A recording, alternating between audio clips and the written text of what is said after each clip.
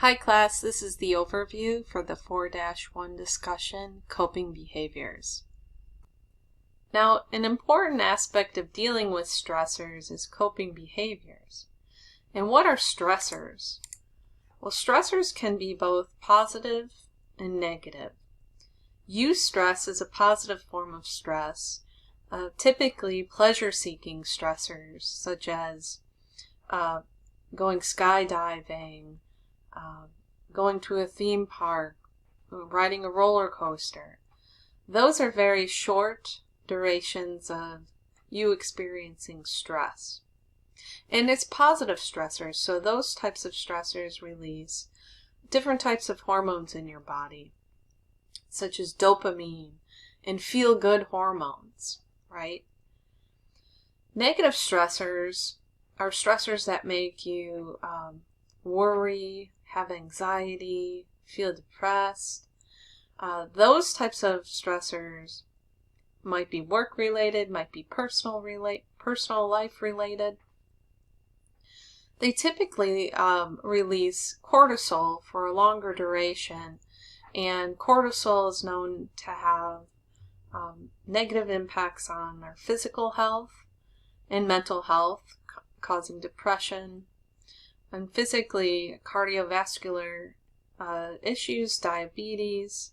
It changes the way weight is distributed on the body, and overall can wreak havoc on our metabolism. So it's important that when we experience negative stressors in particular, things that in our environment that we worry about, which we have no control over, right? Those are things we typically worry about. That we learn how to cope with these things so that we can build resilience.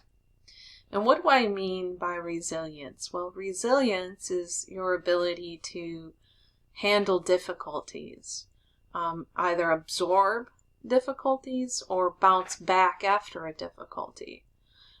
So it's your ability to be tough and continue on versus needing to take a break or pause. Now you're going to begin by completing the proactive coping inventory on page 4.18 of your web text. And it's quite long, so I recommend devoting at least 25 to 30 minutes on your proactive coping inventory alone. It's more than 30 questions in length, and you're going to be taking an inventory, so it's multiple assessments. So take time to complete these the questions honestly before you go into sharing them in your initial post. So you're going to share what is your primary coping strategy and whether you agree or disagree with your assessment results.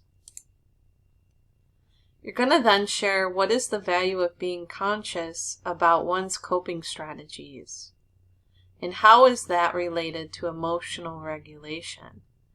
This section here, tip, is a great opportunity to incorporate credible sources into your initial post. So again, go right ahead and dive in. I am looking for every initial post of yours to include credible sources. So please don't forget to include those. Again, I've gone over this before.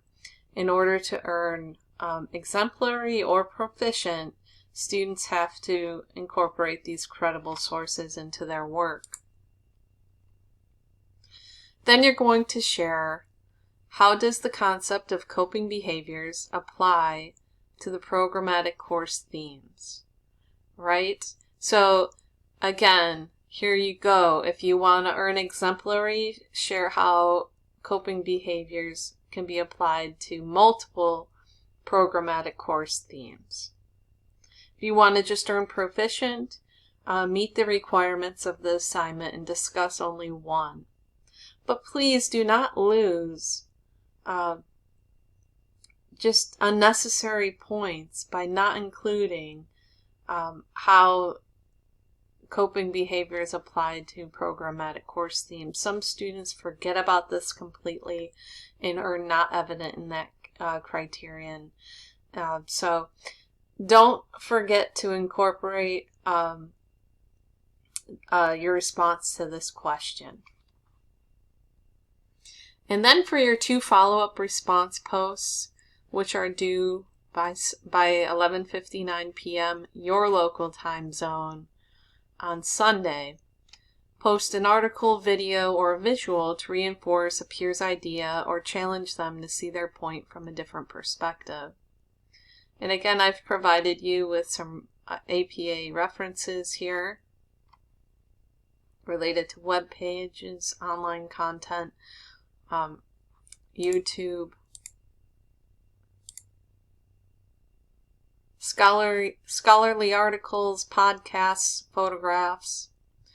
All sorts of media are allowed, are acceptable. And after sharing some credible sources with your peers, incorporate a question, either to reach a better understanding or to just continue the discussion and build a deeper understanding of that individual. You're going to share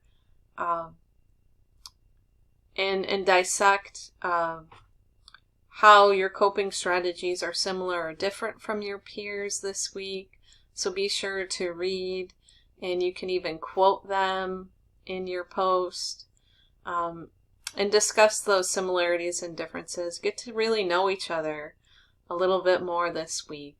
We're in week 4, we're midterm, so there's not many more weeks left, right? We're through half of the term already. So we're continuously learning about each other each week.